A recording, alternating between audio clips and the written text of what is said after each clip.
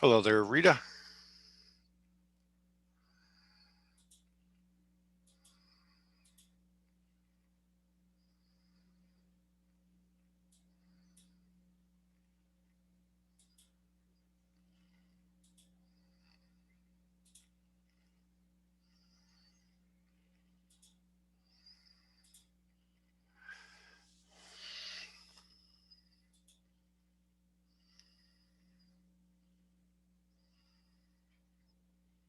Hey, Bruce. Hello there, Claire. Okay.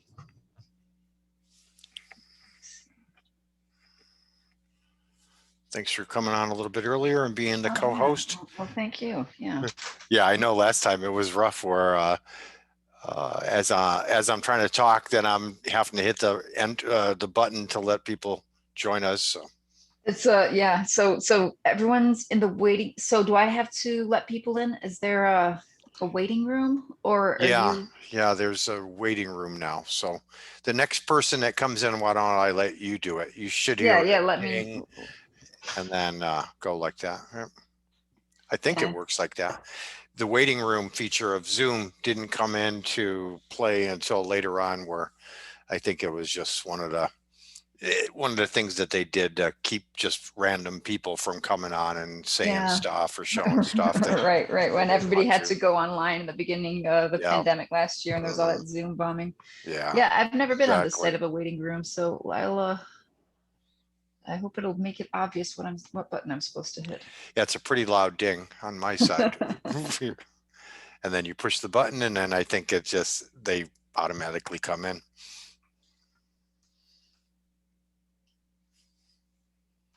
Let's see. So just us so far.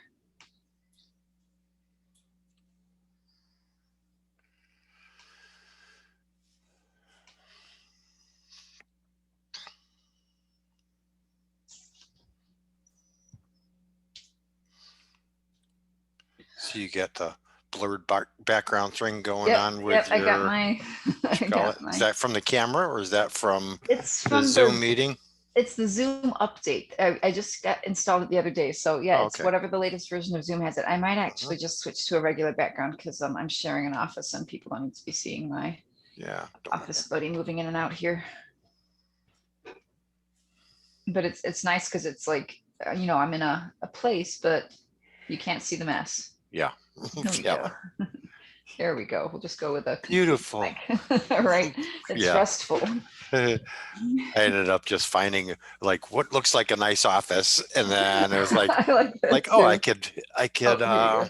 yeah, so then see what that says. So Yeah, now I've been in yeah, that seemed to work. I got the button and I think I let yep, that okay, worked. cool. Thanks. Great.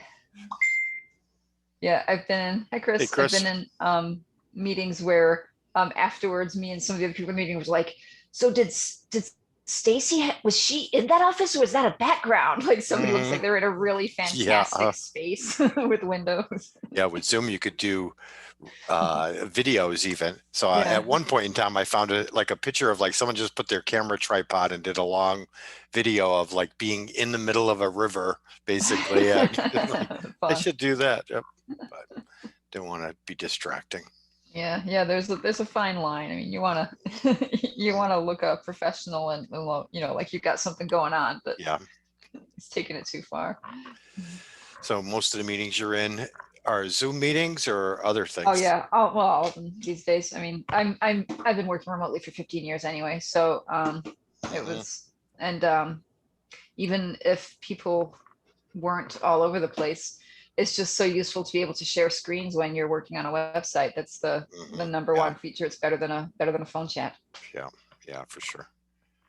Yeah, I just make mine automatic. Like, so when you schedule an appointment on my calendar, it automatically creates the Zoom meeting and sends you the link and Yep. instructions from there. Exactly. Like throw a meeting schedule in Google Calendar and throw the Zoom link in there. I have a couple of larger clients that they're used to using Teams. That's what they use internally, but I found it doesn't work as flawlessly as Zoom. It seems to be more blips to me. Microsoft sucks. Yeah. Yeah. Yeah, Zoom's definitely seems to be setting the standard. Yeah. Yeah. That's kind of what I want to say. Like, why are we using Teams when there's Zoom out there, and it doesn't hardly cost as much as Teams, I'm sure, but You know what I find that's really awesome is, I hate to say it, is Facebook Messenger, because all of my clients are on Facebook, and you can share a screen, they can share a screen, they get it, you know. Yeah. I mean, That makes sense. yeah, there's no real restrictions. So That's sort of the meeting them where they are. Like if you totally, know, everyone has Facebook anyway. it's like, hey, I'll make this 6th grade level for you, you know. Yeah. Yeah, I draw the line at TikTok. I'm not gonna do TikTok. Yeah, my wife, she teaches French out of our house, and so she had to transition when everybody closed up. So there was a couple of people that she was doing Skype lessons with. So Oh, that's kind of geez. what she's using. But I was like trying to convince her, like, Skype is probably not the best thing. It's probably, but like, I don't know. But, You know what's cool about Skype is I've got friends all over the world, like you, Claire. I've been working for myself from home since 1995. So, but I've got friends all over the world, and some of them, a lot of them, English is not their first language. And the cool thing about Skype is it does have a built-in translator, which is it's not bad. I mean, cool. Like I wasn't aware. Yeah, because Bing is actually, I find, like, if I'm writing to somebody in their language, I'll write it in Bing, and then I'll double check it in Google Translate. And if it comes across okay, I'll send it. Yeah. Neat. Yeah. Well, yeah, like, I get clients, I pick up clients who they made that ill-fated move to, wow, I can get my website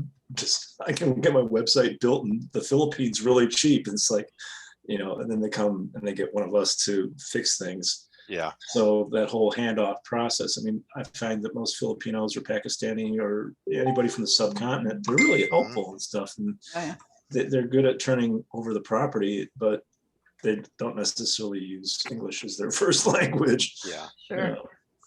I've worked with a couple guys on Fiverr for like fixing WordPress websites, and it's Really? pretty good. Yeah. I mean, I got a guy that I don't remember what it was, but I was stuck. I couldn't do anything more, and they fixed it. And I'm like, well, how much would it cost to solve the problem?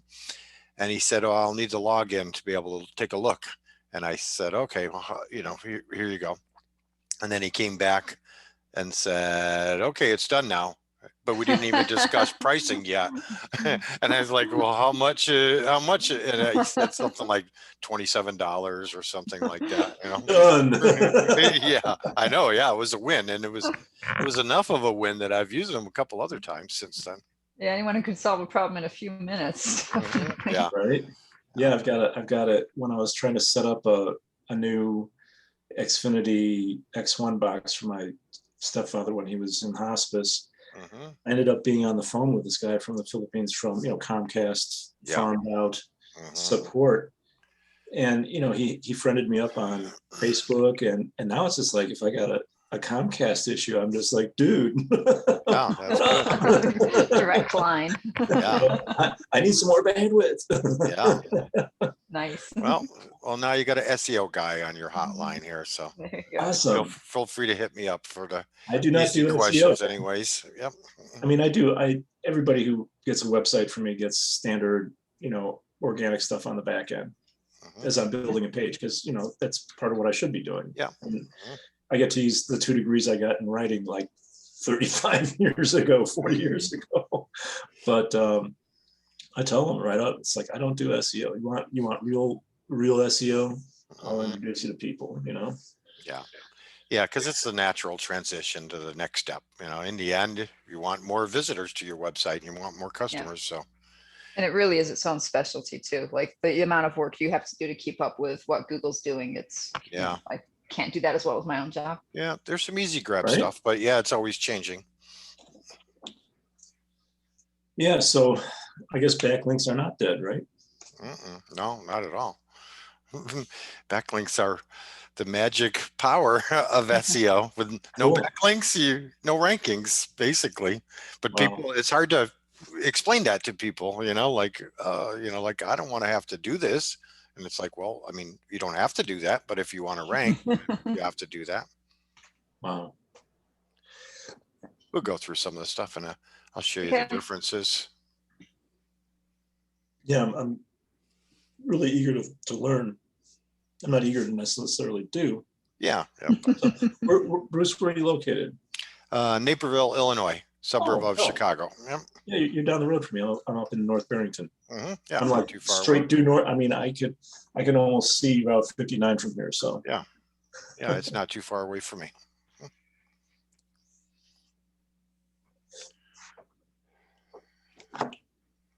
So we're gonna get snow tonight? Yeah. It was crazy. We got snow today. Yeah. They're Did saying you? hard Came frost. down good. We got none up here. Yeah. It was building up even a little bit. Yeah, we had like a half inch for a while, then it melted. Yeah. About that. Really, Claire, you're in the area too. Chicago area? I'm in Villa Park. I'm a little east of, Naperville. and Oh, a little yeah, I lived in southeast of you, I Villa Park. think.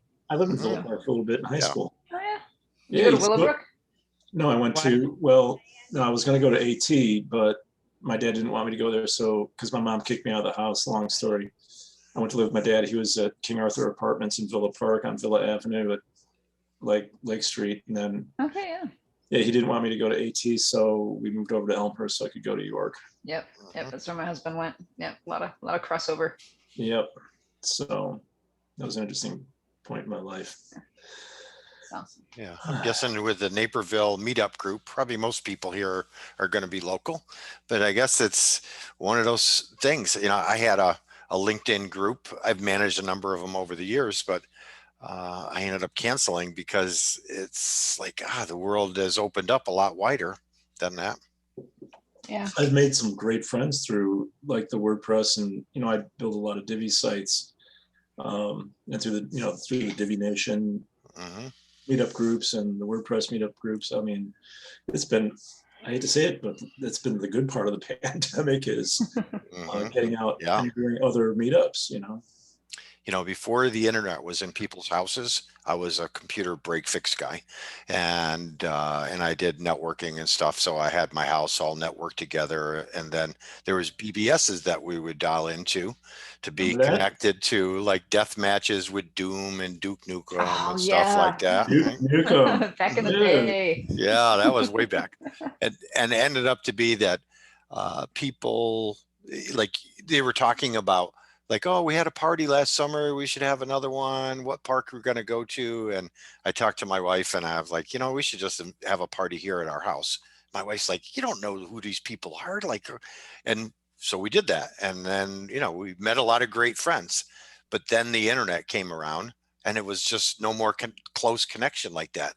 So I think that's kind of the same way that meetup is going to evolve into a little bit, where it's not location based so much anymore, like the BBS was for the local phone calls. Well, yeah, I Yeah. mean, when I was in Vegas in '95, there were chat rooms, and you would go in there and it was just all text. Mhm. And then once a month we would get together at one of the bars, and you'd finally meet these people, that you've been talking to for a month, and it was Yeah. awesome.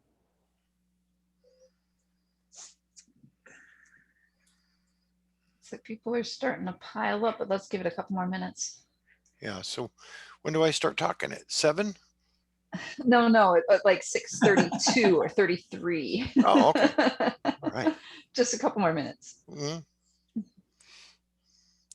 And then make sure you remind me when I should stop talking too. Well, I think 8 o'clock is when people are basically officially done with it. But if you stop before, then that's fine too. There's always room for questions and Yeah, discussions or other stuff. that'll be good. Yep. Yeah, someone's asked on chat if it's Okay. being recording, and yes, it is. It's recorded We here. are recording right now, so everybody Mhm. watch what you say. Yeah. Yeah, I pretty much have my Zoom just auto record for all of my, and I teach SEO, so it's just a recording. I drop it in a Google Drive folder that I share with them, and they can watch it at will. Nice.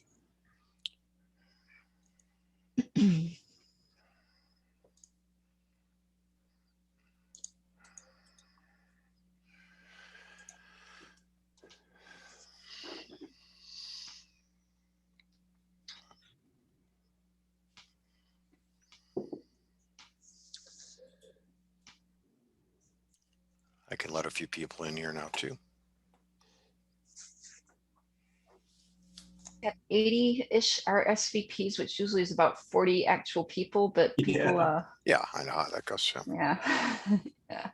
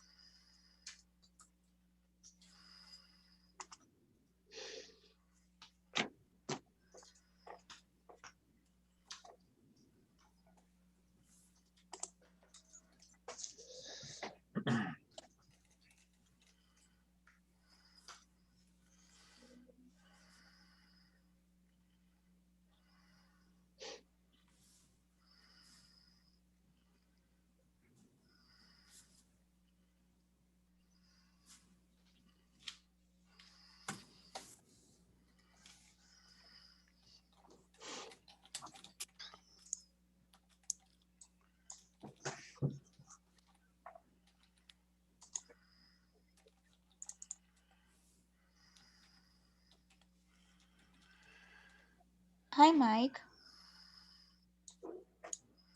Hello. Hey, how are you?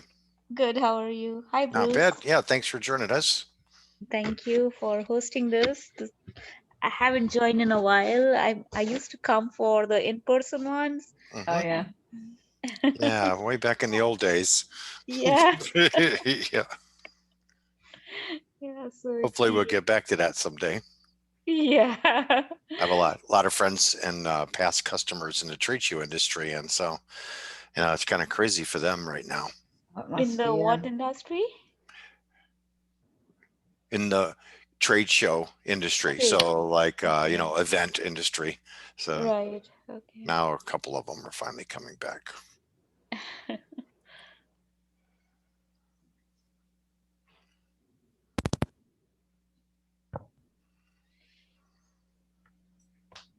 Hello, everyone. Good to see you. Hey, Hey, how Rob. are you, How you Rob? doing?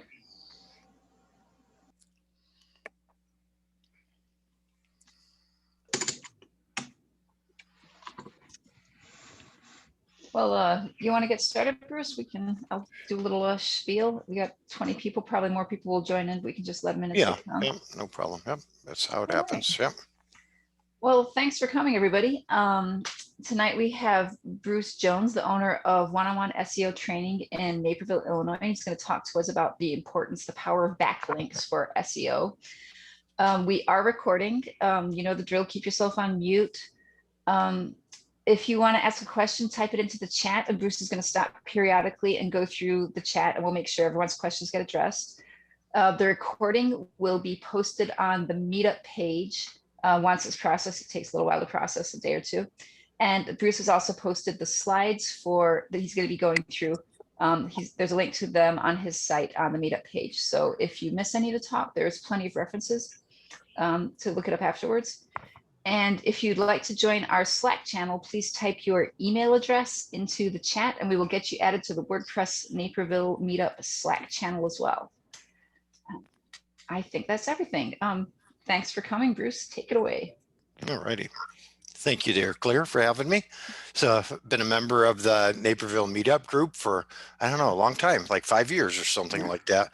Was a speaker a few times in person, and then now I've kind of evolved into doing the virtual thing here. Let me just minimize this stuff, and then we'll get started.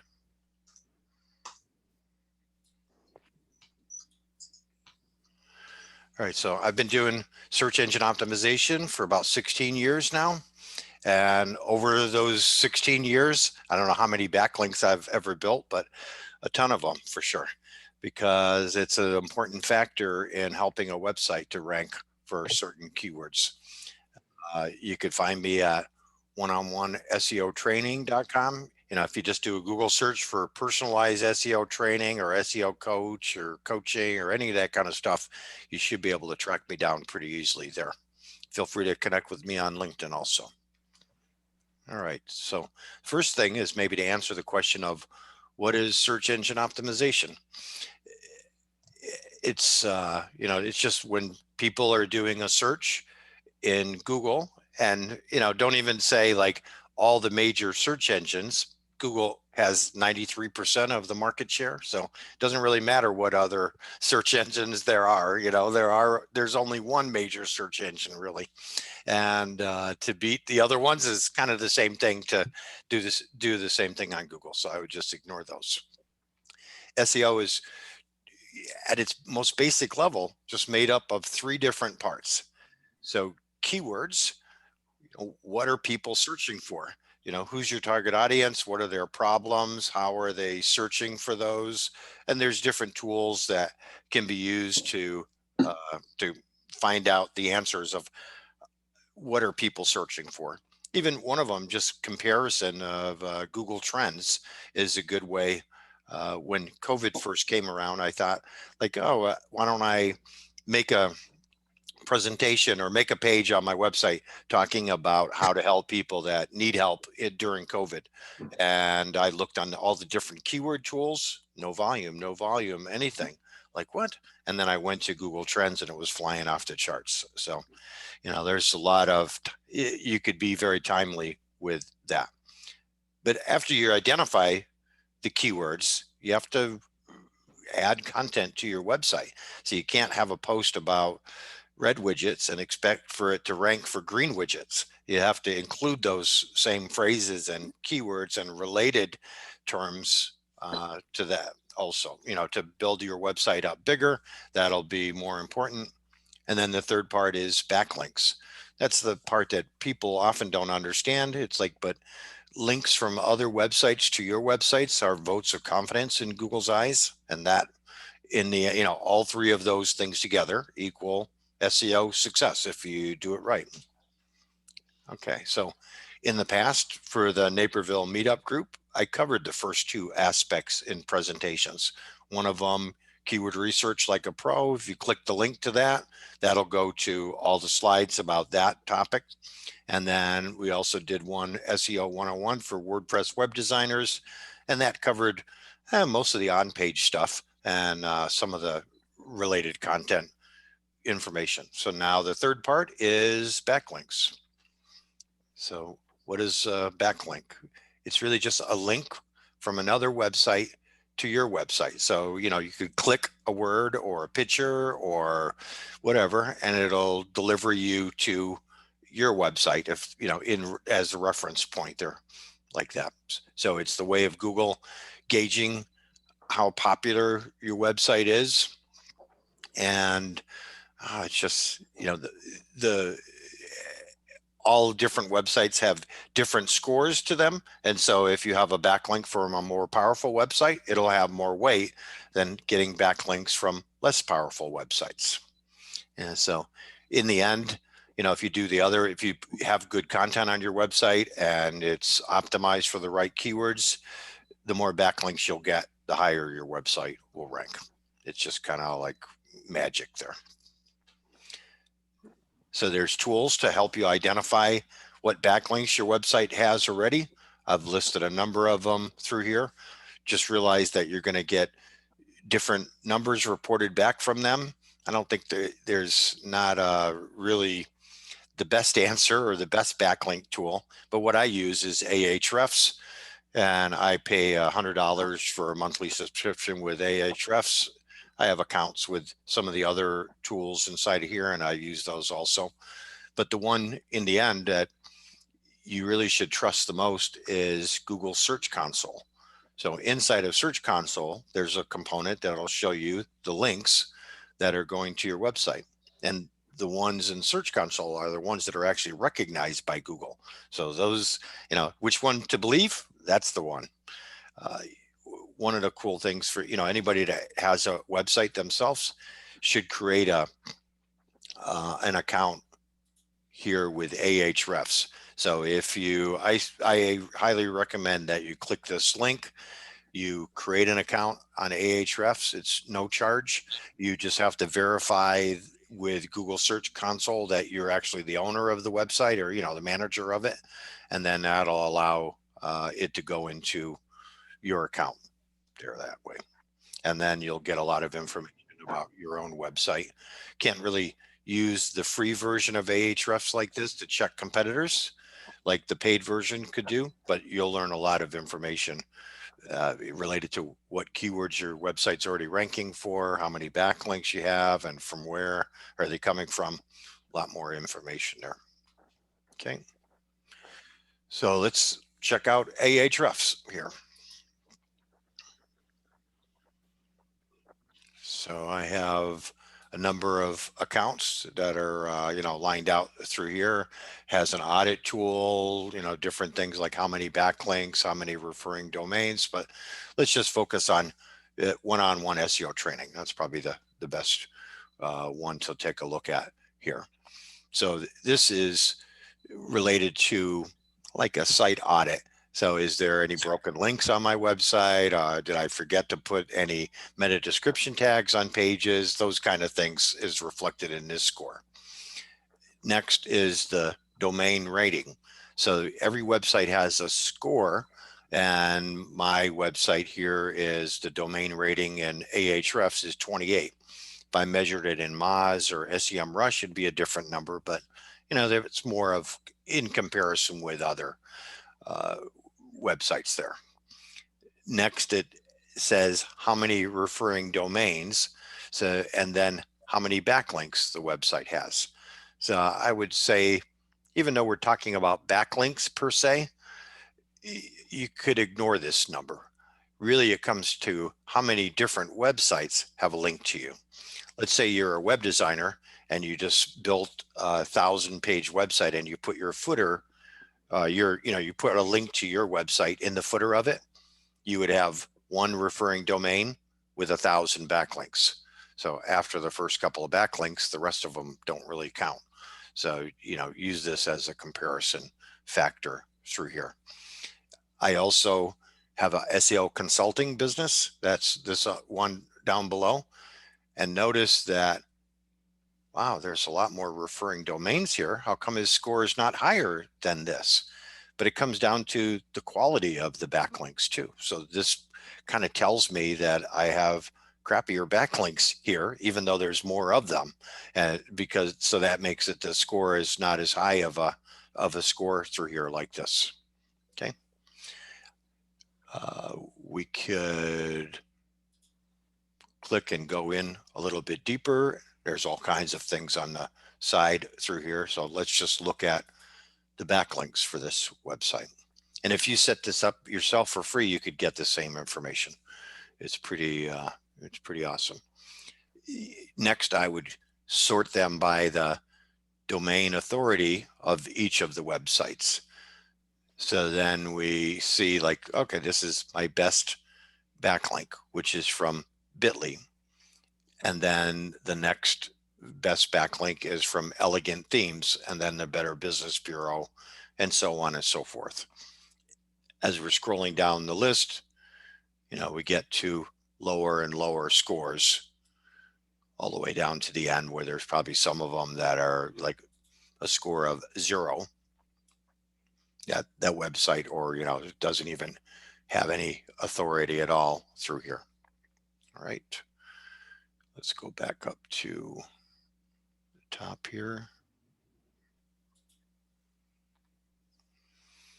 So if we can talk about like this is called the domain rating, and it's just from 0 to 100 what the quality of each of these websites are as they're being scored for there.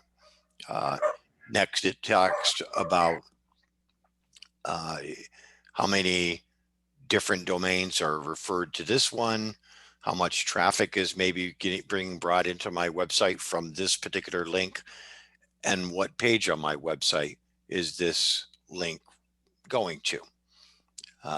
This is another one from Elegant Themes over here, and that's going to the home page. This one's going to a SEO training for contractors page, and so on and so forth down the line.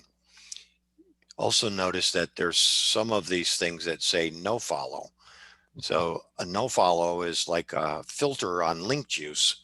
I'll talk about that a little bit more, but that kind of means that it's not as powerful of a link, even though it's from a website that has a higher score. We can filter some of these different links to say, oh, just show me the do follow links then.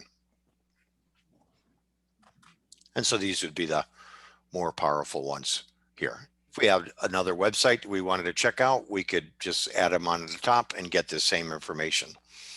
There's also some other components here. One of them being, are there any broken links to the website? So is there a website link somewhere else that's pointing to my website that there's not a page that it's matching up with? And in this instance, it says no. There's also a keyword tool that shows what words are I'm ranking for, just organically here. So for example, SEO coach, 150 people every month do a search for that, this tool says, and I'm number 8 in Google. And this is the page that's ranking. And then this little green 6 means that it just jumped up 6 spots since last month. And, you get all the different words through here. There's quite a bit of them. There's another part here that says top pages. So this says, out of all the different pages on my website, which ones are ranking for different keywords. So we'll go cause marketing, SEO keywords. These are the keywords that this page is ranking for. And another part here is that there's a column that says how many referring domains or how many backlinks does this page have pointing to it. So in this instance, there's 3 links that are going to this page. It's helping this page rank better. I could make a page on the website and put it there and maybe rank, somewhere in the middle. Depends upon how many competitors there are out there. But if that page doesn't have any backlinks, it's probably not going to be number 1 in Google for anything. And so then I would get backlinks to point to that page, and that will help that page rank higher. Okay. Whole bunch of other things through here. Let's look at one of the projects I'm working on here is American Academy of Pediatrics. So I'm partnered with another company. They have a very high domain authority, a lot of backlinks going to them, ranking for tons and tons of keywords.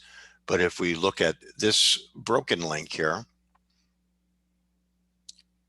you'll see that there's 177,000 links on the internet that are pointing to pages on their website that the page is no longer there.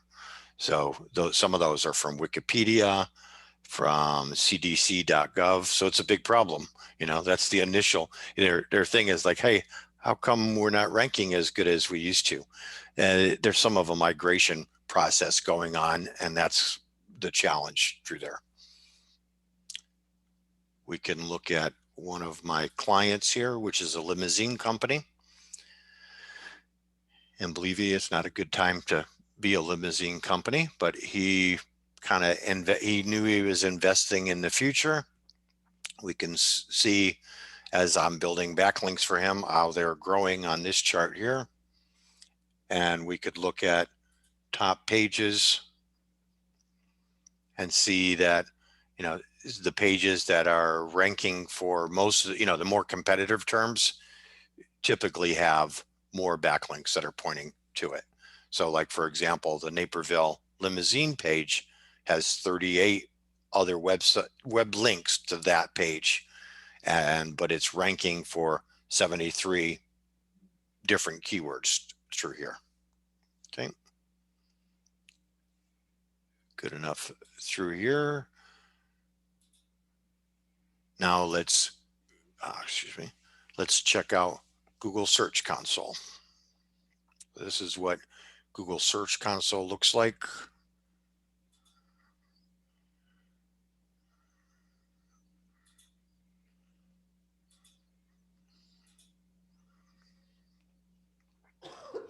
there's a wealth of information inside of here. But the thing that we're going to focus on today is looking at links.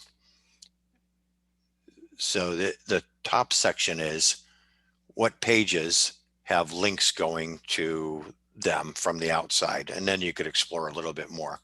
The middle section says, overall, what backlinks do you have going to those, and what words or what is the anchor text that is pointing to those particular or within those links. So first we'll open up top linked pages. We can sort it by how many websites that go to there. And then we can see just here, we'll just look at my services page. A link from a press release website, Behance, business.site, which is Google My Business, Medium, and a couple other directories, Teachable, those type of things. And most of these, they didn't come naturally.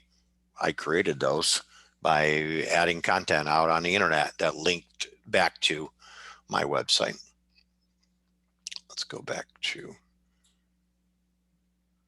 links. We can also look at the overall links to the website and export them into a Google Sheet or Excel spreadsheet. And so here's pretty much all the domain names that are linking to oneonone-SEO-training.com. There's no capacity here to sort it by the different power, or are they no follow or do follow. But one thing that's true when we're looking at this list is these are the believable ones, because these are the ones that Google recognize, as opposed to the ones on any other tool that are not Google. But if Google says, here's a backlink that you have, then you could trust that that in fact is one of your backlinks. Okay, so I suggest kind of exploring your own websites using those different techniques there.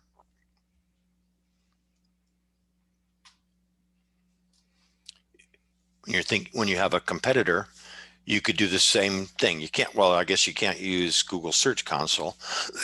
You could use Ahrefs if you have the paid version, or you could use some of those other tools there. But the skinny really is that if your competitor is #1 for a certain keyword and he has 100 domain names linking to him, you're going to have to build out 90 more backlinks if you want to be #1, or some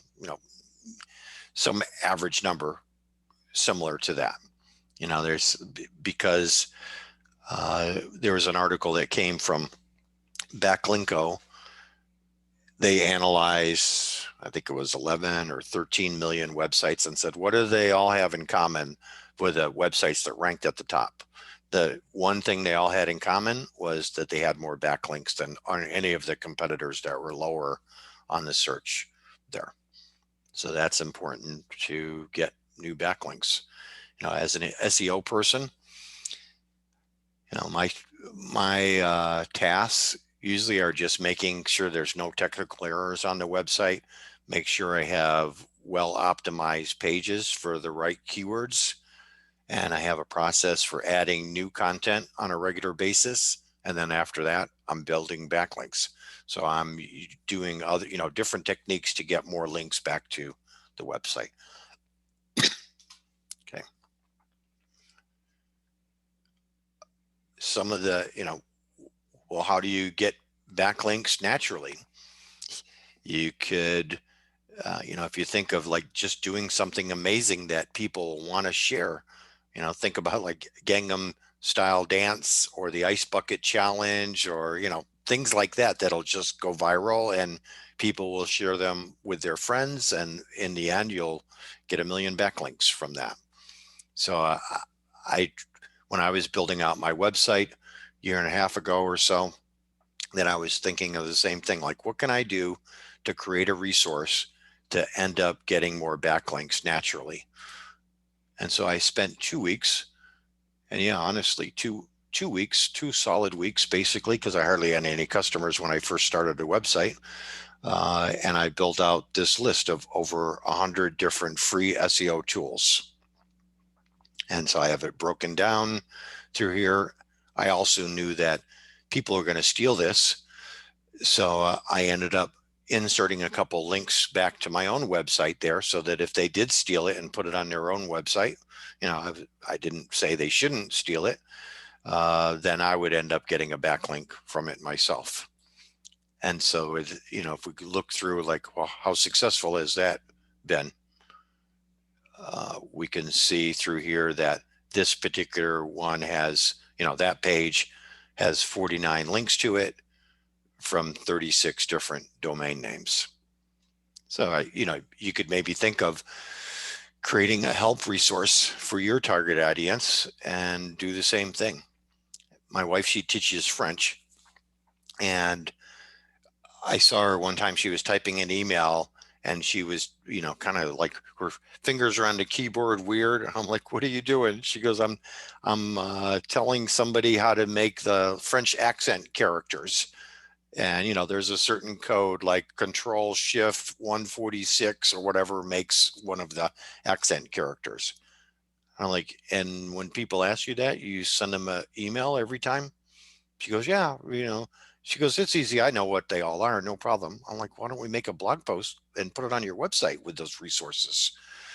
That was in the first page of Google for many, many years. And like, yeah, she would have like 200 visitors a day just for that stupid blog post of how to type French accent characters.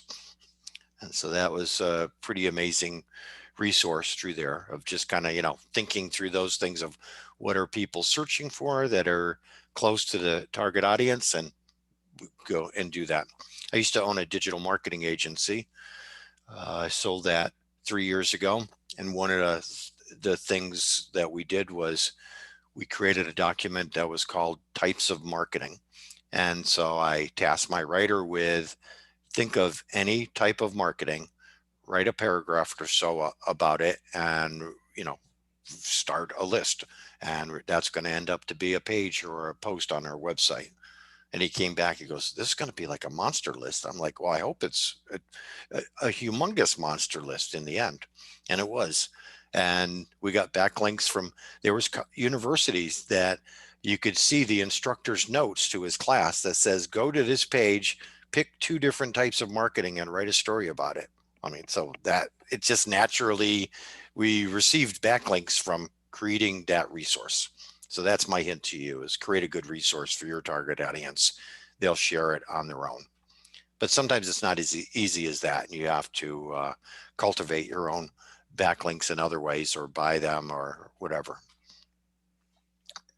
Let's go to, so every website has a score or domain authority between 0 and 100. It's that score is directly related to the quality and the number of backlinks that are pointing to it. The more backlinks you'll have, the higher your score will be, and the more quality ones that are coming to you. Back in the old days, like 10 years ago, there was no such thing as a no follow link or a do follow link. So Google kind of like measured all links evenly. And then they realized, like, well, sometimes people are linking to advertisers or to places that they shouldn't be trusting. And so then they came up with a no follow link. So it's just an attribute that it's like a link. It's like a filter that you put onto the link juice so that all of it doesn't get transferred through. Of course, Google doesn't tell you, well, how much of it does it filter, but I think just the common part is, somewhere around, you still get 10, 15% or something like that. And there's a lot of links on the website, on the internet, that are no follow links. They're invisible to regular people. If you're just checking out a link, it doesn't look any different from the outside. If you could view the code to check out, excuse me. You could check the code to see if there's a no follow attribute applied to it. It'll just look like rel equal no follow as part of a link. But the easiest way is you just install this little plugin called No Follow Simple. And when you install it, a do follow link looks like this, and a no follow link looks like this. So I can easily spot which ones are no follow. It's just like second nature for me.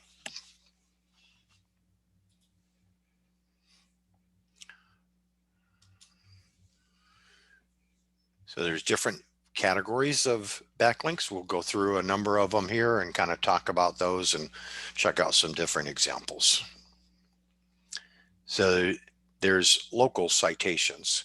So those are things like Yelp, Yellow Pages, Merchant Circle. I think most of you are familiar with those.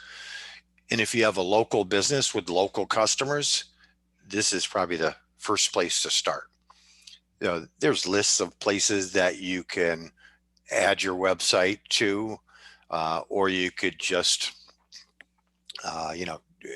you'll know these different places, and you could just, create an account, add your company onto it. They'll ask for a business description, what's your address, those type of things like that.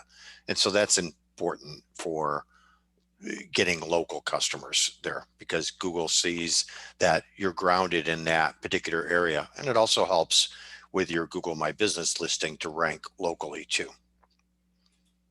Let's look at what some of these look like. I've created some resources like this too that talks about like, okay, so here's the different places that you could list your website and the domain authority of each of them. So, if you used a list like this and just went down that list and said, okay, then add your website here and here and here. I mean, the list goes on and on. But the basics is if your competitors have 100 of them and you only have 10, you're not going to rank as well as your competitor is with that. So there are some places that you could buy a service to get more of them listed for pretty inexpensive, and we'll talk about that in a little bit here. We're related to local citations. There's also niche citations. So those are places that are like, in your business category. So if you're an attorney, then on FindLaw or AVVO. If you're a marketing company or a web design company, then there's Clutch or, some different places that are in that same niche. So I did a process there where I knew that, web designers are my target audience, because I think it's the next part of, after you make a website, of course, it should be search engine optimized. And that's where maybe they're looking at me, or maybe web designers want to be trained in SEO so they could make more search engine optimized websites from the start. So if we do a search for best backlinks for web designers, I knew that some number of people were going to do that search. So I created a resource that answered that question, that says, these are the best backlinks for web design companies. And I knew because I was adding myself to each of those. And then I thought like, oh, I should put this list together and share it.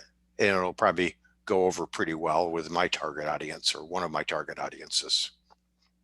And so there, you could do that same thing yourself.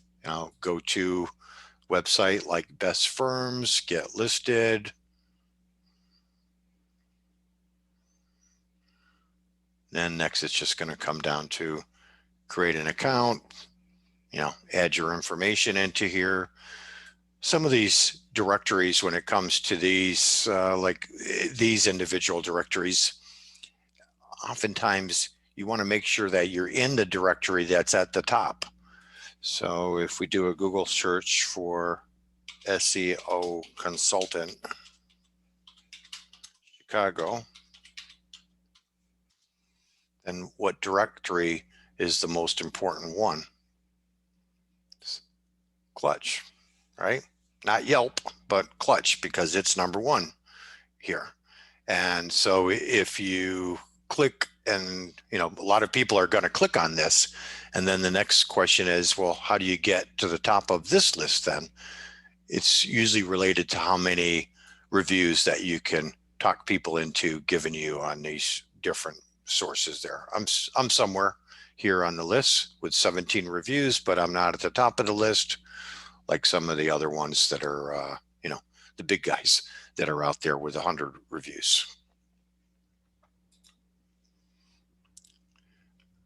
Let's see what the other ones are.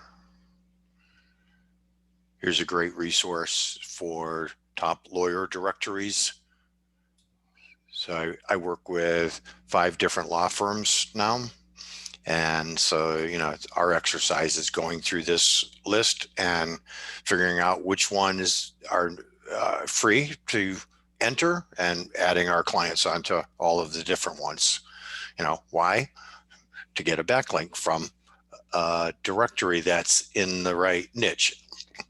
And where am I starting on this list? I'm starting at the top, of course, because that has the website with the highest domain authority. I'll work my way down and discover other ones too, but I'm not going to start at the bottom where it has the lower score website here. Let's see, different ones. This is, a resource here also that you could go to places like Fiverr. We'll talk about that a little bit more. Other places that, for $5, you could get your website listed in all of these, this list of 30 different directories, the local ones. The challenge with that is that you fill out the form for them, and it says what's the business description, what's all the rest of the information, and they pretty much run with that. It'd be better if you would do it manually and you filled in the business description with a unique business description there. That would be of more value than 30 listings with the same exact business description. The end result from doing this though is they give you a spreadsheet with here's the logins for each of those. So you could do that after the fact and go and revise and improve the listings. The price is right for sure, right? So there's different levels of how many listings do you have. I don't think you need to have the 200, even 30 to 100 is probably a good average there. And that only really matters if you have local customers. If you're a national company or you work with somebody that's national, you don't even need to worry about that so much. Another way of getting backlinks is to write up a press release. So you could write a press release, submit that online. I put a resource page on my website that talks about here's places that you can add a press release for free. IssueWire at the top is probably the best one out of all of them. You could pay to get it distributed farther. We just click on the IssueWire here and we could look at pricing. But the first PR is no charge. And you could do a pretty good job with that. I'll log into my last customer here's account. And we'll see this press release that they wrote up. He's a tutoring service out of San Francisco. And so notice that these are all links that are going back to certain pages on their website. So, college and career readiness, that word is linking to their college readiness program. So that doing it like that is helping this page rank higher for those keywords. All of it kind of blends together.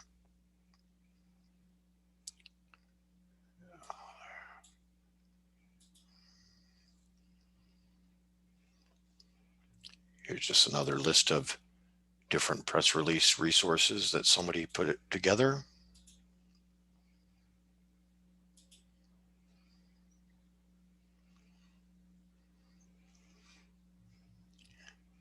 And then one of these things that talks about that. The way I found it is that press releases, it used to be, as I had an agency before, we would write a new press release every month for every client, but they don't have as much power as they used to. So I would say, once every 6 months or something like that is probably good enough. I think Google just sort of put the filter on the overuse of them. So I wouldn't overuse them. Next is guest posts. So that's where you write an article or a blog post and you put it on another website out there, which then has the link back to your website. So let's see what we got here. So here's somebody that you could buy a guest post service for, so for $30, maybe they'll write the article, maybe you have to give them an article, but it's in this particular niche. So Legit is another service that you could use through here. The pricing changes kind of depend upon how quality the website is. But some of them, $5, you can get a backlink from this place here. $25, you can get a backlink from TED.com, TEDx. I've bought a few of those already, especially for businesses that are in the educational realm. That is kind of a good fit there. And the $25 was well spent.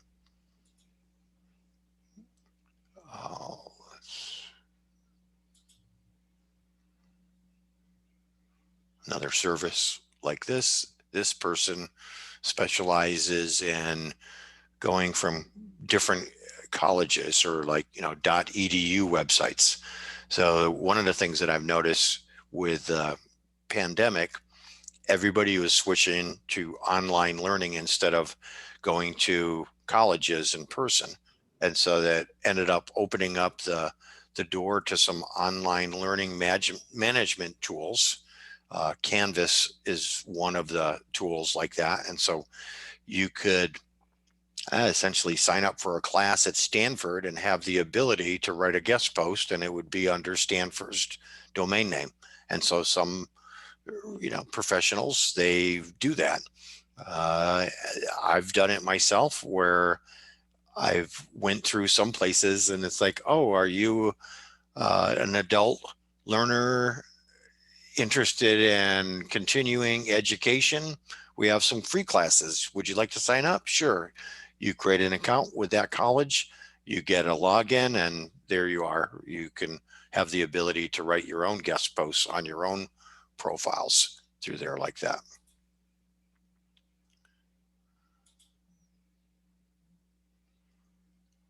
Other places are like Medium or WordPress. There's many, many websites that you could create content and add it to.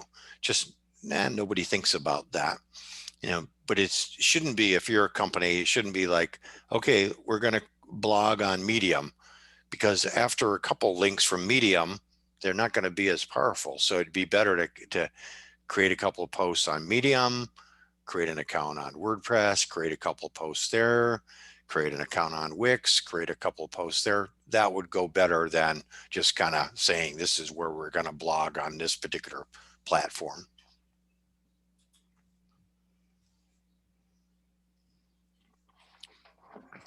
There's forums. So here's one of my best backlinks that I discovered this backlink by looking at backlinks of a competitor of mine. And I'm like, wow, this is a sweet backlink. What do I need to do that? So all I needed to do was to create an account, edit my profile, put my website URL in there, say something reasonable as a comment on this thread. And now I have this backlink which goes back to my website from, and it's a do follow link, and it's from, I don't know what the ranking of this website is, but it's higher than 80. So that's a good backlink through there. Another way of getting backlinks is you can offer a scholarship. So that's what we did with my limousine client.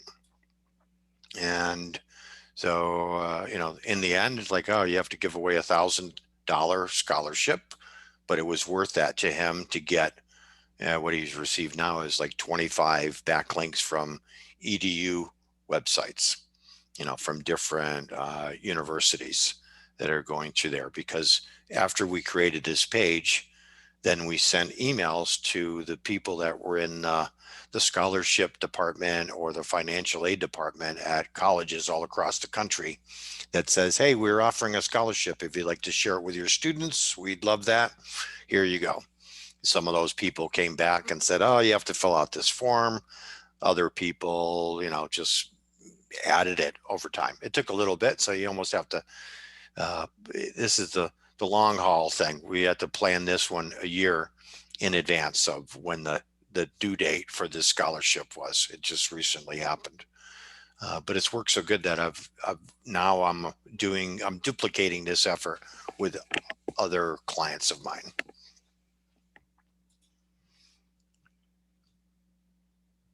Let's see, guest posts.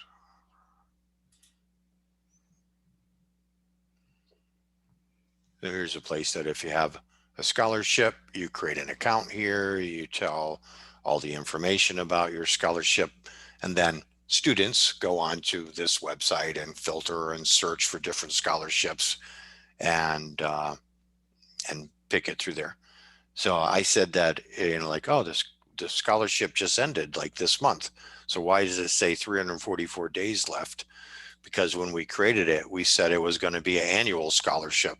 So then, you know, more people, so we'll just keep doing it, and it'll make the snowball effect here.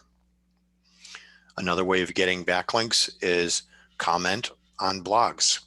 So it's kind of a spammy way of doing it. You guys are probably seeing a bunch of spam comments coming in through blogs. But there are,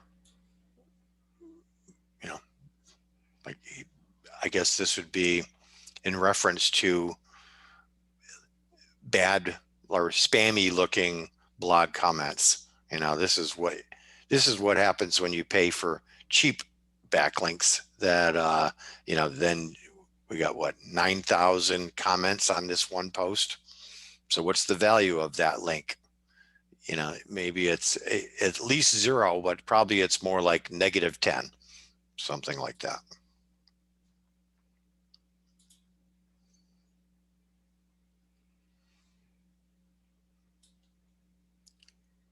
Here's a website, Elegant Themes.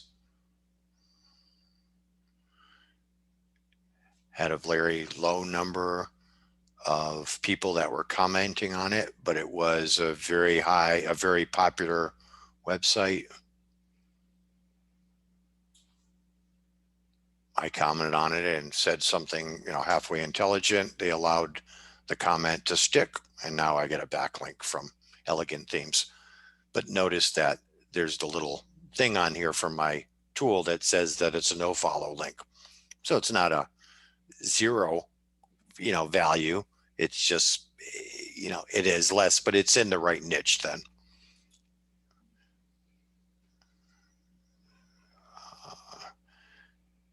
Another part is there's article sites, but they're kind of burned out now. Nobody ever uses these anymore, and I wouldn't suggest it.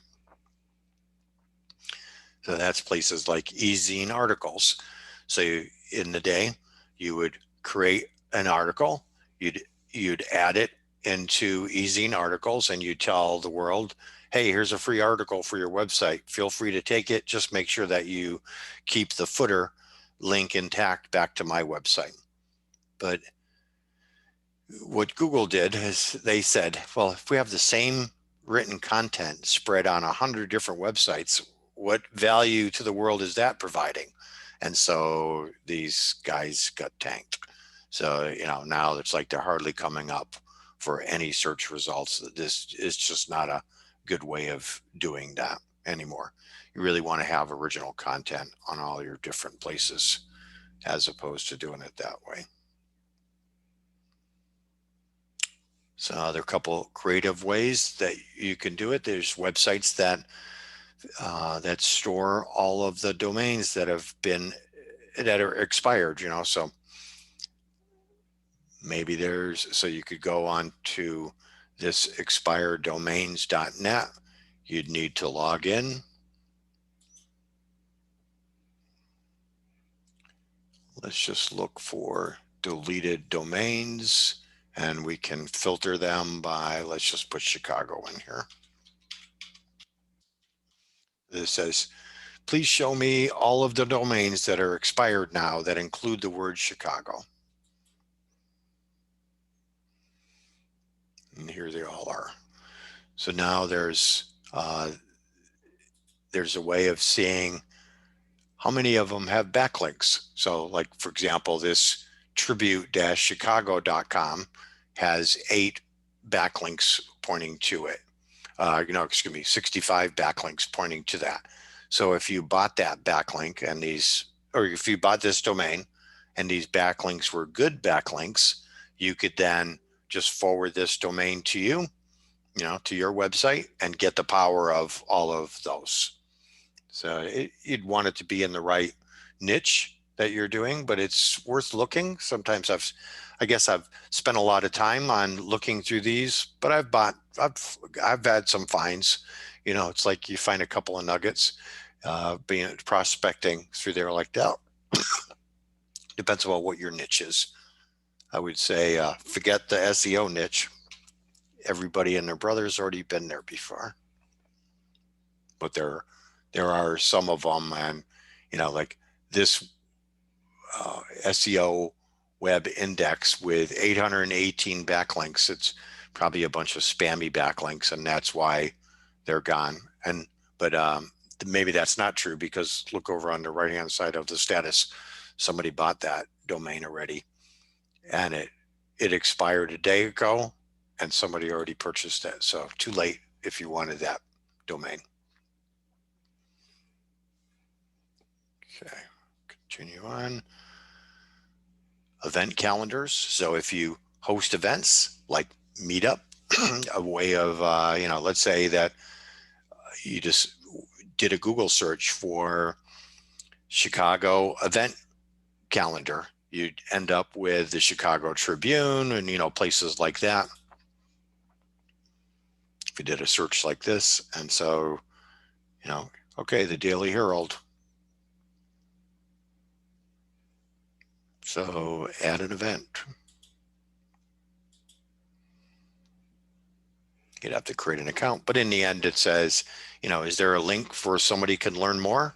And of course you put that back to the page on your website so they can, and you'd get a backlink from that. Help wanted ads. That's another way of just getting a link back from another website that's in a popular niche. Any kind of social media link. Even you can add your resume on Behance, and that's one of the best backlinks that you can have. So that's kind of a good secret there almost, is just go to Behance, create a resume, link back to your website. And then if you're like scoring and filtering the links that are going to your website, you'll find out that that was one of the best ones that you have out of all of them. When it comes to local directories, the ones like Yelp and Hot Frog and Manta and Foursquare and all those like that, there is kind of like some primary data aggregators. So these are like clearinghouses for company information. And so if you have your information here, it'll tend to populate these other directories for you.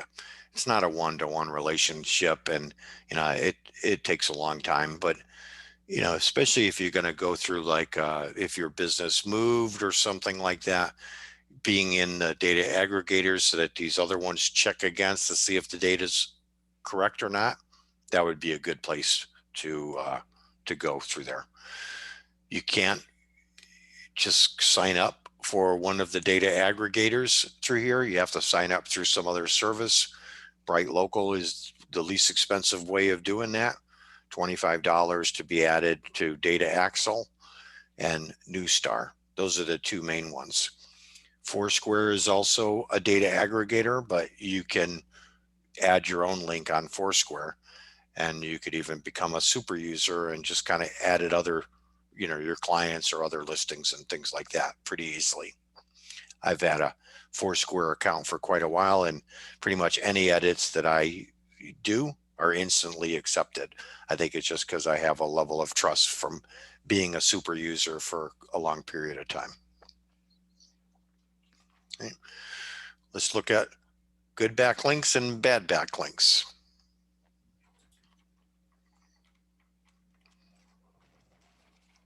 Here's a link on Harvard University. So, and it's just linking back to my client's long distance limo service page. And so if I do a Google search for long distance service, let's hope that my client's up at the top. Yes, #1 in Google. Why is that? Well, because Harvard said they were, right? So, if you can't trust Harvard, what can you trust, type of a thing, right? So you understand how it kind of goes in a circle like that to some degree. Google My Business. So just creating a post on Google My Business and linking back to the page on your website where you have, an offer or whatever you're talking about. This will be one of the best backlinks that you have. So, that I do a lot with optimizing Google My Business and posting weekly, because the posts expire every week, and continue doing these. And some people are like, do I bother? Like, why do I even keep up with posting to Google My Business? But in the end, it's because it's a backlink from a DR91 website, and it's a do follow one even. So that's really great. YouTube.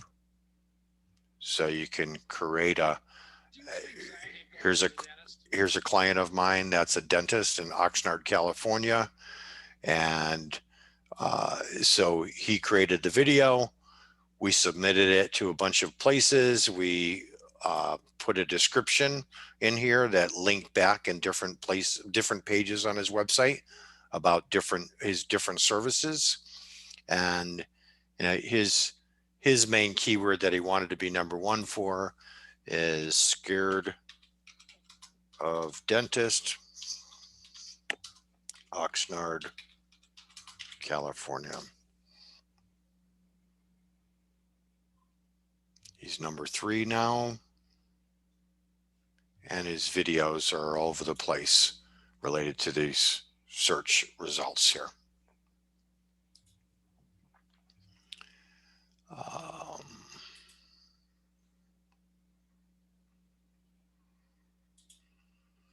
Here's my resume on Behance.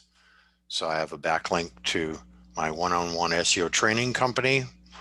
I just happened to, I just put in here, I'm the marketing manager for my wife's business to help her get a backlink, and then one of my clients through here. But, you could build this out yourself of any number of, you just have to mention with the right URL pointing back to your website there.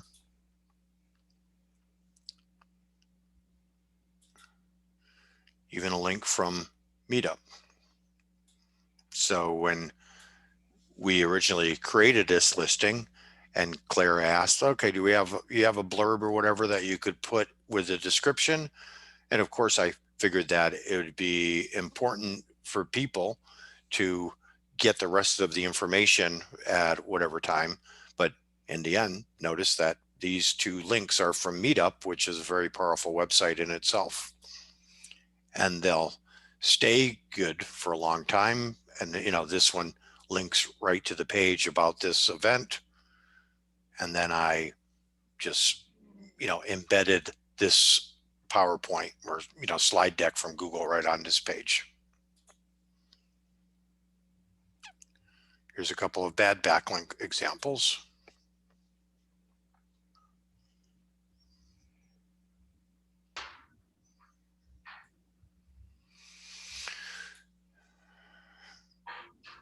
So this is, I mean, different languages, linking to other, bad industry type things are crossed through here. It's like, it's a mess. Like, you wouldn't want a backlink here. And sometimes when you buy backlinks, that's kind of what you get. I think we already saw this one.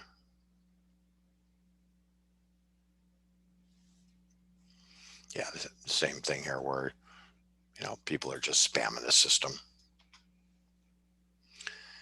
When we're talking about backlinks, you could have a backlink from, let's say you have a service and you write a blog post about that service. If you link that blog post to that services page, even that internal link will help you. When it comes to linking to external websites, and we talked about the no follow attribute. So maybe you want to add the no follow attribute if you are linking to, here's my customers I work for, or one of those things like that. So here's a reference to a plugin that you could just add to WordPress. And then every link as you go to add it will have this little check mark, and you can, if you have a link that you don't want to give any of your link juice away to the other external website, then you put that check mark on.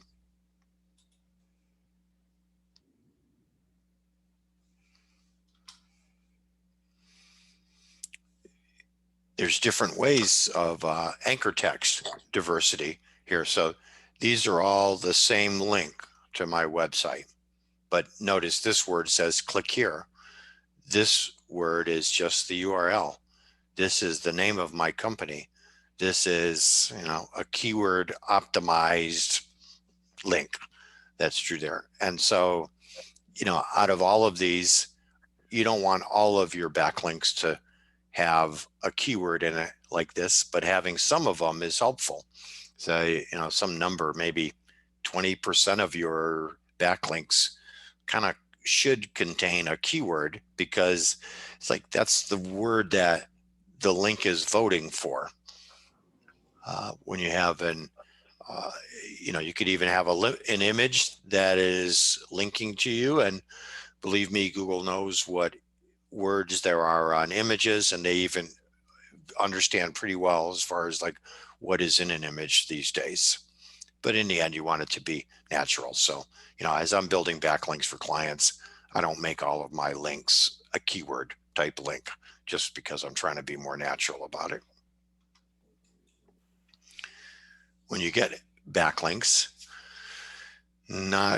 Google doesn't recognize all of the backlinks. I know that's another level of complexity here. But let's say you added your website to Yelp.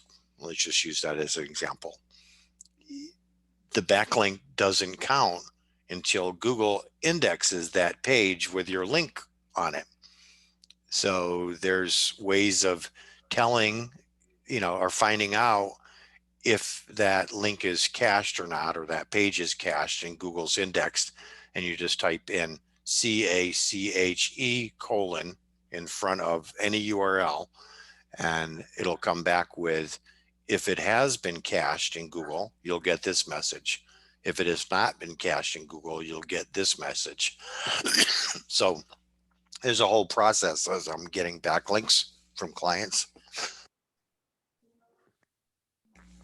that I make sure that they're all cached. Otherwise, I kind of work for nothing here. And it's a pretty serious problem. I don't think that most people recognize that is as bad as it is. I think Google is running out of hard disk space, or for some reason, they're just not indexing as many new pages as they used to in the old days. So just remember CACHE : in front of any URL, and that'll tell you if that page is in your index or not.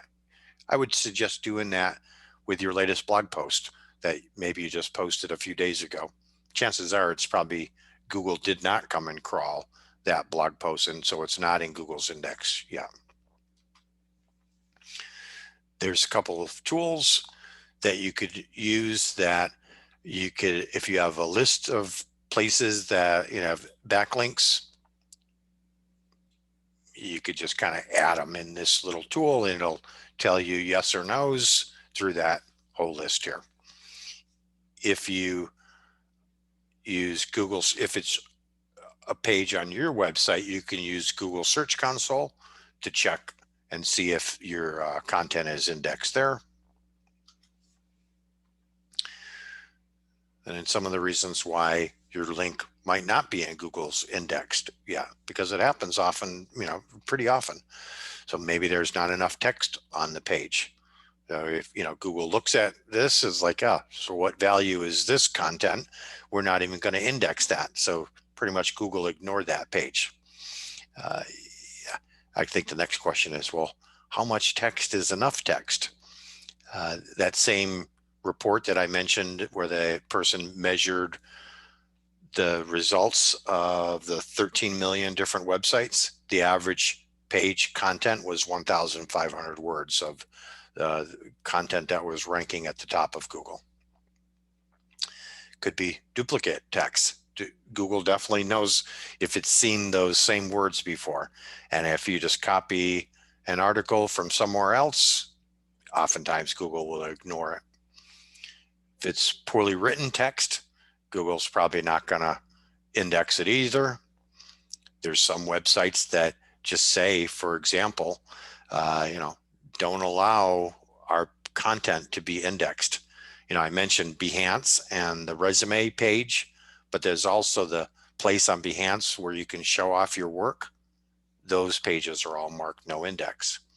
And that's kind of crazy that it's that. I know there's people that have dozens and dozens of articles that they write for their clients and they add them on Behance, and they don't realize that not one of those articles have done anybody any good, because if you view the source code, it says robots no index. So please, Google, don't come crawl these pages, is what Behance says for those pages. And oftentimes Google just didn't get around to it yet. So, things that you could do to speed it up a little bit is put a link to that page. So maybe if you write a new blog post and you want it to be recognized by Google all the sooner, put a link to it from Twitter or Facebook or LinkedIn or, some other social media profile. Google will follow that link and more likely index that content. I have a pretty large client that's out of Michigan. They make commercial cabinets and workstations, and they've been working with the Hoth. The Hoth is kind of like a professional SEO company. They do a lot of backlink building. They have some services. You might be familiar with them, but they worked with the Hoth for 3 or 4 years. And I asked the client, I said, oh, do you have a spreadsheet of all the links that the Hoth have given you, I've created for you? And she said, yeah, sure, I do. And so she gave me a spreadsheet of hundreds and hundreds of links. And I don't know what their budget was. She never wanted to admit how much money they spent over there. But in the end, we ran them through a tool and found out that only 25% of those links were even indexed by Google. So we made sure that we got the rest indexed, and they had a wonderful boost from that. There's a tool that I discovered called Omega Indexer. It really works awesome. It's the only solution that you create an account, you pay them $20, and then you add a list of backlinks, or you could add them individually. And they have a process. Somehow they do some sitemap thing or whatever, but in the end, in a couple days, most likely those links are indexed by Google then. Okay. Here's some different backlink tools. Ahrefs, we already talked about that. SEMrush, you could create an account and they limit you where you can't check too many different websites for free, but you could come back in other days and check out some other ones. Ubersuggest is another backlink tool that you could check your competitors in there also. But in the end, as far as like the, as far as the count of what backlinks, does this backlink count for me or not? Google Search Console is going to have that answer. There's places that you could buy backlinks, and I've bought a lot of them over the years for sure. So one of them is Fiverr. Do a search for, particular niches in here. You're on a guest post for accounting and somebody's selling, you can, write a guest post for you and add it to my accounting website. But the thing related to all of these of like buying backlinks, don't trust anybody that just says on my high ranking site, ask the question of like, well, what website is actually you're going to add the link to before you do that. Because I've done it before where, I've read like from a high ranking website and it only cost me $5. And I'm like, dude, I'll pay you another $5 to remove that link for me now, because that's how bad of a website it was coming from. So if it's too good to be true, it probably is too good to be true. But if anybody wants any other advice, or, you have a good resource at one of these places, I've worked with a bunch of different things here. Here we'll click on SEO clerk.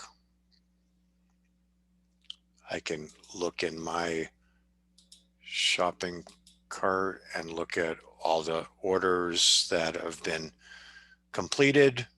This one's late, so these other ones are in progress. So a lot of my SEO work is getting backlinks to help my clients rank better.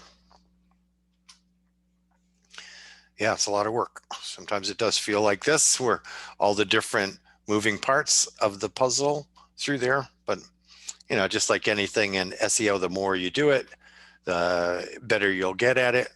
And yeah, you'll make mistakes, unfortunately, the most painful mistakes are the lessons that are learned the best. You'll remember those, that when you do make a mistake, that's a serious thing. So it's not the end of the world. Just keep moving forward and getting smarter. Google keeps changing things all the time. And so just be abreast of the latest trends. But in the end, just realize that you'll never be number one in Google for any real keyword unless you have some backlinks to your website. Here's some different resources here, and then I'm ready for questions there, Claire, if you like. Well, I had a question, but you already answered it. And Chris had a question, but I was able to answer it. So does anybody else have any questions right now? There was a ton of information, very well organized. Thanks, Bruce. Yeah, thank you. Yeah, I know it's kind of overwhelming to some degree. I understand that as I'm going through it. It's like, man, who's going to wrap their head around all of this? But hopefully there's some links that you could go exploring in different places and learn a little bit more here too. Well, I have a question about that last item you mentioned about how Google updates all the time and you try to stay abreast of it. Do you have any advice on how to just keep up with what Google is doing? Is there a blog you follow, or like Google announcements? How do you know, what the changes are? There's some different places. So I would say that my strong suit is local search. And so one of the places for local search is, let's see it here. I got to find it. There we go.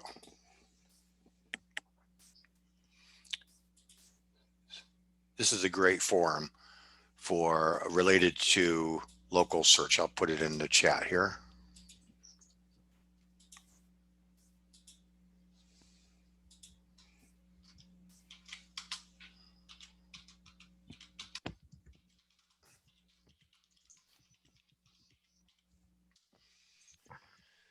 People ask questions. They are answered by other experts in the field through here. Sometimes you don't know what the right answer is, and so let me do a search for like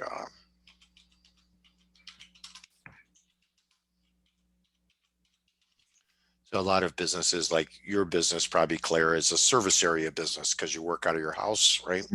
Yeah. So then here's some of the things of dealing with those, of just dealing with service area businesses. I'm looking for a gentleman called Ben Fisher. So he has a white label Google My Business management service. And so in the end, I said, like, how am I going to know exactly the answers and trust what these guys are telling me? So I hired them to work on one of my clients, and I learned from that. And now I'm kind of doing the same things. Now I understand the right way and how to measure the difference through there. So that's one of the resources through here. Can't remember some of the other ones, but I'm signed up for a couple of those. Most likely, just a Google search will get you to the right answer. Thanks. I have another question if nobody else wants to jump in. I can jump in. Oh, please, Manju. Yeah, please do. Yeah. Thank you. So this is like off the topic. So I basically started like an analytics company. I have my own website. I get all junk emails. So I don't know how to promote it. And also perhaps I have some lack of knowledge on how to go around not only marketing, but like the price for consulting, like, and things like that. I'm just one person, single woman owned consulting company. So if you can guide me a little bit. Well, I guess first think of who your target audience is. And I know maybe you think like you could help everybody, but it probably works best if you could help a particular niche, a certain type of business like that. And then develop, then think about what problems those people are having and try to answer those problems by adding more content to your website. So maybe, like, for example, here we look at my website and, we just, who do we work with? And so, contractors are a target audience, entrepreneurs, executive coaches, manufacturers. So I have a page that talks about each of these target audiences. And, but I guess to do it SEO wise, you need to know what the right keyword is, and you need to develop the content, and then you need to create the backlinks that are going to these pages through here. Okay. And as far as pricing, I don't know. I guess you have to. I remember hearing a person that was a wedding photographer that was making big bucks doing that, and how he started was he gave away wedding photography for free until he got a little bit of a following, and then he started charging peanuts, and then he charged a little bit more next, and a little bit more, and so far, and it grew from that. Okay. So there's a website called Catch a Fire, and it's how do you explain it? Here, let me just log in.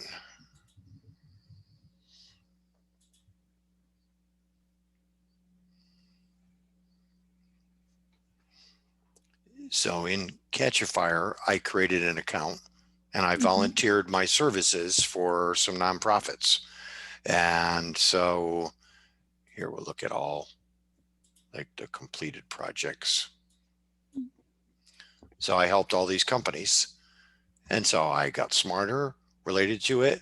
I got reviews because of the work that I've done helping them out. And a couple of people actually turned into clients from there where they saw the value in it and they end up paying me now. And then, so like almost $100,000 worth of free labor, all of these companies ended up receiving. So is that like, when you say free labor, so is it like per hour, like say like $70 or $80 or whatever? So you would find a project here, and then you would, for me, I would do a search for maybe, let's just say Google Analytics. Cool. And even like Excel training, something like that. Yeah. Okay, so there's a couple of companies that need some help with Google Analytics, it says here. Okay. So these are nonprofits, and so here we'll just pick this one. This is really cool. Thank you. This is perfect. I would love to do this volunteer work. Yeah, so then, this is the company here, and this is the help that they need. And then you would say apply now, and you kind of almost like a resume to some degree, or you say, hey, I have the experience because of these. Then this company decides to use you or not. And sometimes there's a number of volunteers. So I've applied thinking like I'm really helping them, and they're like, oh no, we found somebody that we think fits our needs better. It's like, what? Okay. I mean, okay, whatever, but so maybe there's other niches through here. And, in the beginning with my service, it's an ongoing training in search engine optimization every week. And so, people are pretty, what am I trying to say?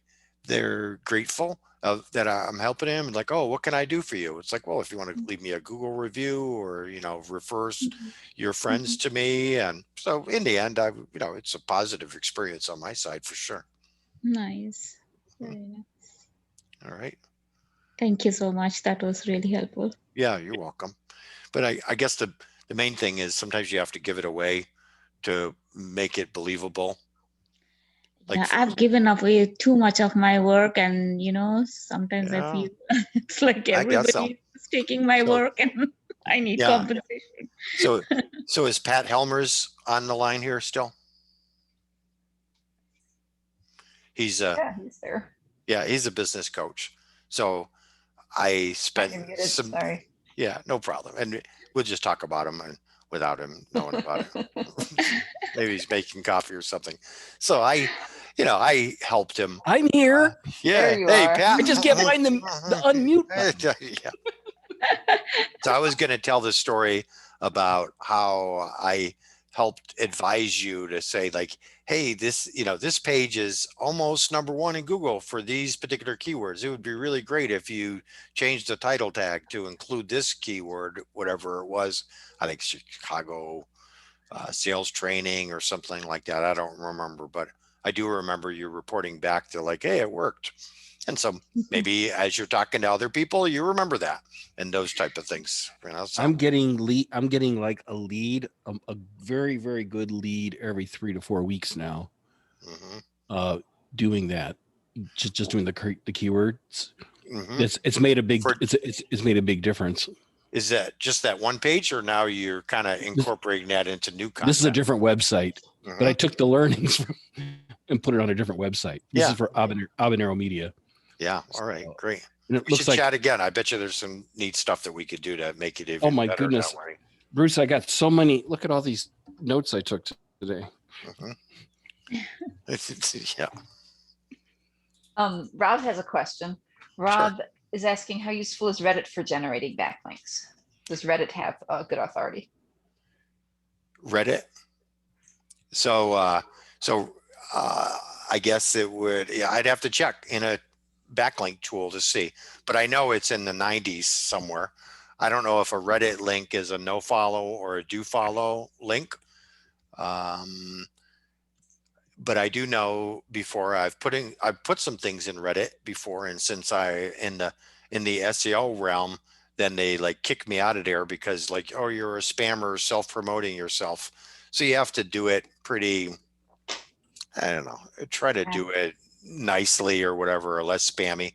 That's the problem with SEO is everybody out there is trying to use outbound marketing, such as cold calling and things like that, to sell inbound marketing. And I'm proud to say I never made a cold call in my life. And all of my customers are ones that just they found me online or through a group like this, perhaps. So Reddit's a good place if you can get some links. You just don't want to burn it out. Even places like Pinterest and, even Instagram, there's there's only one place you can put a link in Instagram, and that's in your profile. But that's a great backlink. I guess it all depends upon how many other people are kind of following and supporting that type of stuff. If anybody wanted to put a website URL in chat, I'm happy to check it out inside of Ahrefs and see what backlinks you already have, something like that.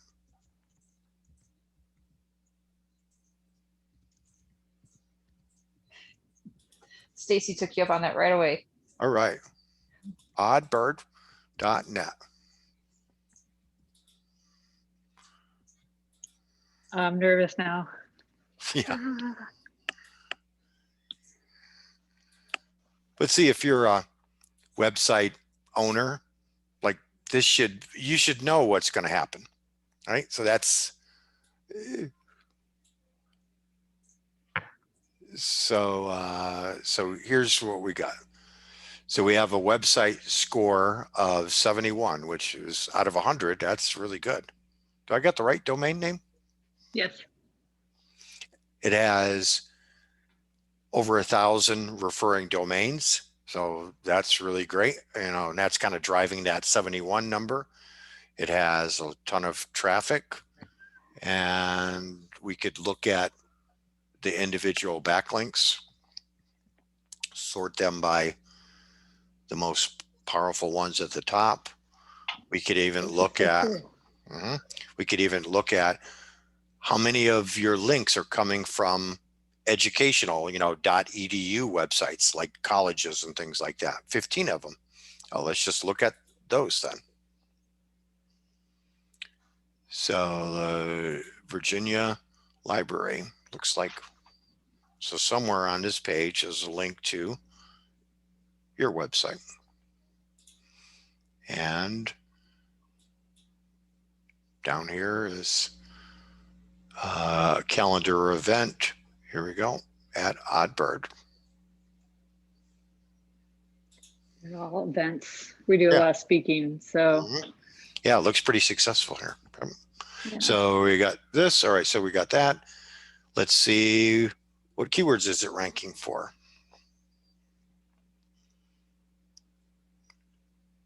Oh, and open source, which is where all that Suzy stuff is coming from. Yeah. It's a popular grid framework that people used to yeah. use and apparently still search. And then what pages are top pages? So then notice that the Suzy page is ranking for 169 different keywords. And so we can look at those and see which ones they are. Suzy Grid. But I guess I would challenge you to say, like, being #1 in Google for Suzy Grid, how much money is that making you? So maybe there's other pages that could be developed and optimized to bring in, that the right audience for you that you could turn into customers. Maybe those are the right ones, but something to think about. We have, I think, the product itself, I don't know about the search term. So yeah. So what is Suzy Grid or Suzy CSS? What is it? What problem does it solve? It helps people create custom web layouts, like columns for their website. But we also nowadays say don't use our product, but people still do. But with CSS Grid, you don't really need our layout tool anymore. Oh, okay, cool. Custom website layout. I would say CSS Grid won't work. Yeah. Yeah, so they're maybe using a bunch of Squarespace stuff for layouts. Yeah. What I was doing here now is I turned on a keyword tool. Keywords everywhere is the name of that, and then just seeing like, hey, what are people? I would say custom website grids maybe would make sense. Okay. And maybe people search for it in a little bit different way too. Yeah. 12-column grid generator. 70 people a month are doing a search for that. That's your next blog post idea, right? Why is it 12 column? Why is 12 column flying off the charts here? It's a pretty standard Oh, okay. That's where you breakdown start of out with. columns for Okay. design nerds. And then we could also look at, are there any broken links? So in this instance, like from GitHub, this, there's a link here that's going to this page, which is redirecting it to this page, and then maybe coming out to be that it's not found there. And there's a couple of things like on Medium.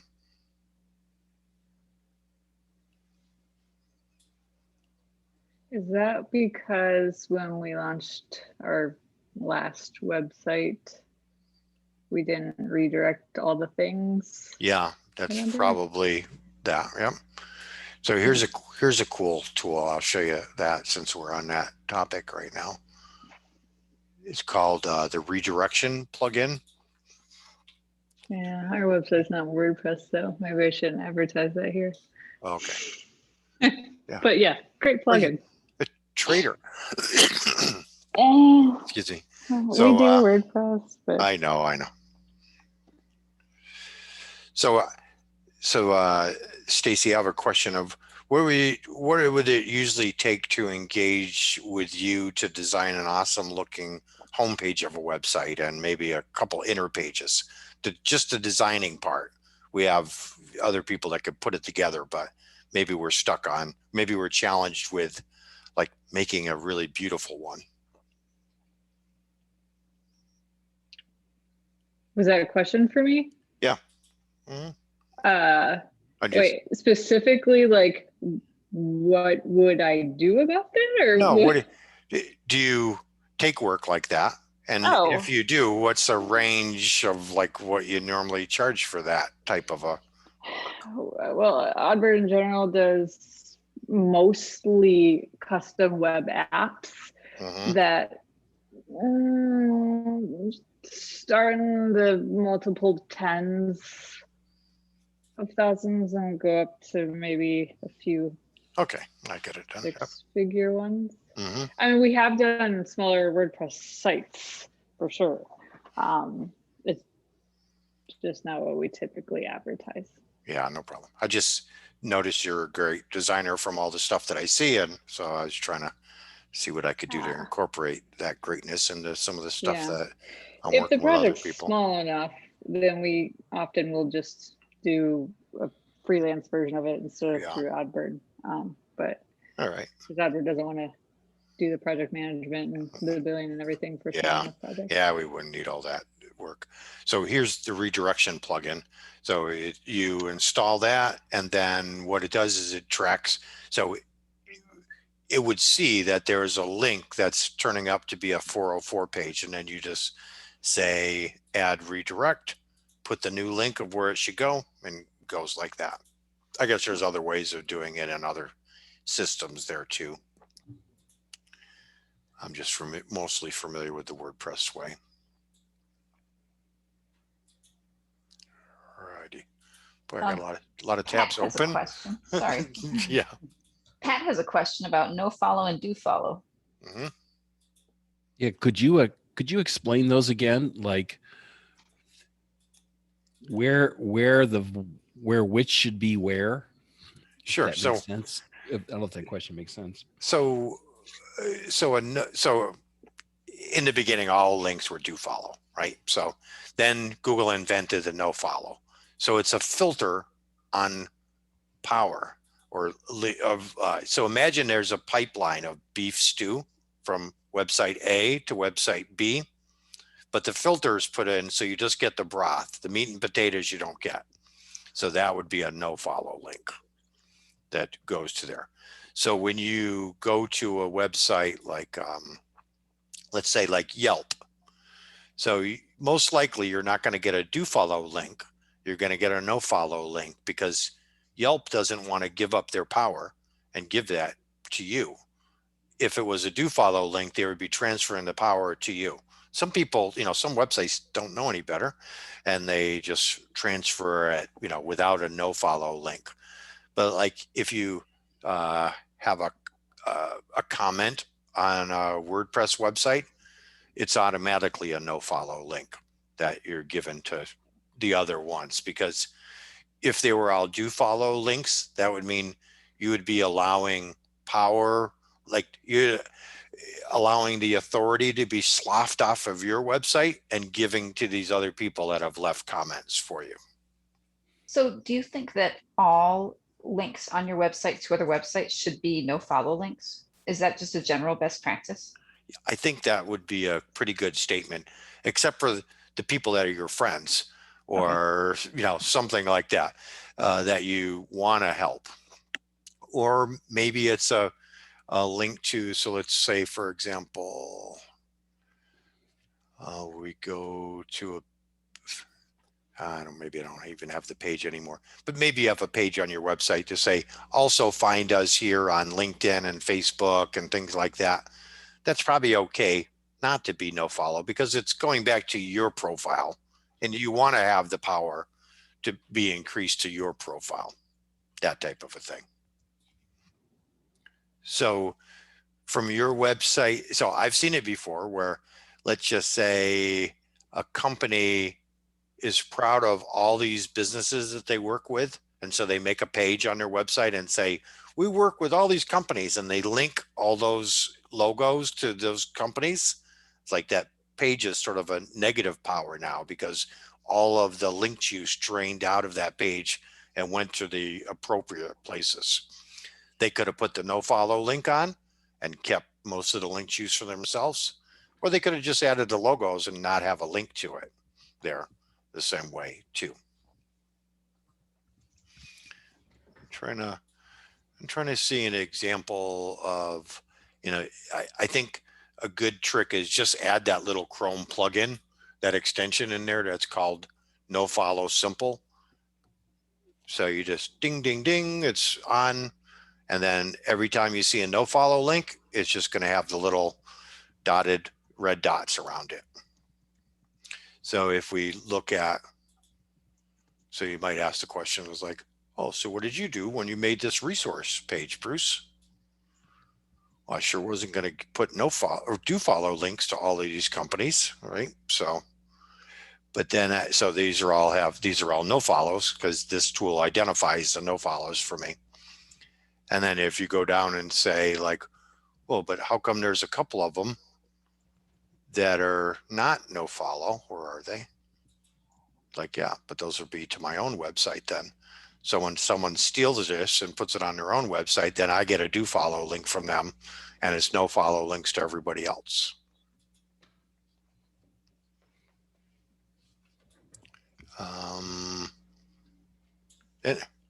Yeah, sure, Chris, just. Yeah, okay, so I build a lot. Yeah, I've got a couple of clients who publish a lot. You know, they do a lot of posting, and they will refer in their content, whatever they're publishing, to partners in crime. For example, I got a psychology practice that works closely with a senior center or senior resource center. Yeah. And so I've just been going ahead and doing standard follow links with them. Is that the correct way to do it? I mean, because they work together. Yeah, and you know, I guess just realize that there is another way that it could be done, and whatever you have to think about the relationship there. Yeah, I mean, yeah, they like the psychologist provides, you know, all sorts of services to their senior folks, and of course they get referred back to for psychological services. So you know they're washing each other's hands for certain. I just didn't. And of course I mean, you know, we actually use their logos, and they do events together and all kinds of stuff like that. Yeah. I've always told this client, though, you know, these people that send them emails saying, hey, we would like to go ahead and, you know, link something to your website. I just say no, because they're probably typically got a .ru, you know, email address. Yeah, that's true. Yep. But your story kind of reminds me of a story of I had a writer that was a Huffington Post author, and she has a blog with, you know, I don't know, 1,000 posts on it or something like that. And so she didn't know about the no follow link. And so she had some partners, and then she found out that her partners were linking to her. At least one of the partners that was a powerful partner was giving her no follow links to her website. And she thought she was trading 50-50, but it wasn't. So I would say to investigate the links that you're getting and make sure that they're do follow. And then I probably would just leave it do follow. You know, I mean, if it's a real pat on the back, then leave it like that. But if it's kind of where you don't really trust it or whatever, and you don't want to give any of your power to them, that's when you put a no follow link in place.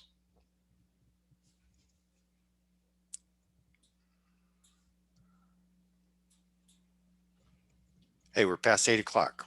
Yeah, I think you're off the hook, Bruce. Yeah. Unless there's a I don't last mind. emergency question. Yeah, I don't mind chatting more if we got other questions here like this. And you know, one of my things too, if you go to my website and you go to the pricing page,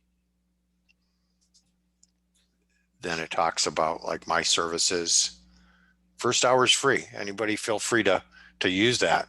And we'll just talk about whatever your problems are in an hour. And, I'm not going to be a tough salesy guy, but hopefully I could provide you knowledge in that hour that you'd realize that working with me on a more continual basis might be beneficial for you, right? So that's kind of the deal. But if nothing else, we get to learn a little bit more about each other's business. And if the topic of SEO comes up someday a year from now, you will remember me possibly.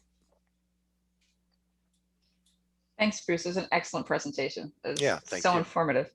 Like I said at the beginning, we're going to have the video of this presentation on the YouTube channel as soon as it's processed. Mm-hmm. And that will be posted in the comments on the meetup page. And you can also find a link to the slides Bruce used on that meetup page for this event. Yeah, so let's go to meetup and we'll just, here we go.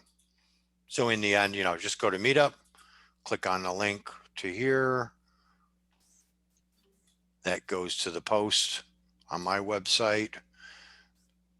And then I have a link to the PDF version of the PowerPoint. And then there's the embedded slide. Where to go? Right, share. It's supposed to be.